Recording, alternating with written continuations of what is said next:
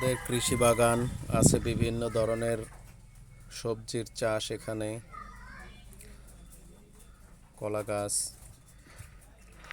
এদিকে পেঁপে গাছ, বেগুন, তারপরে লাউ গাছ আছে, কুমার গাছ, বিভিন্ন ধরনের সবজির চাষ আমাদের এখানে।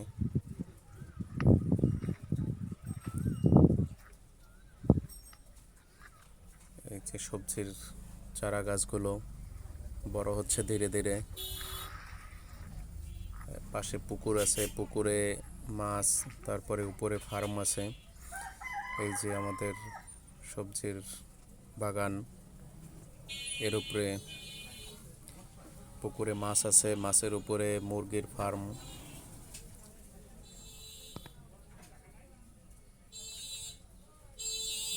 বেশ সবুজ বাগান, দেখতে অনেক ভালো লাগে। কলা গাছ আছে অনেক, কলার বাগান।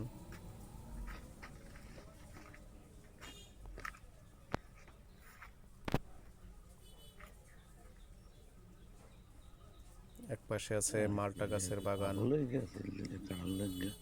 এটা কুমার গাছ।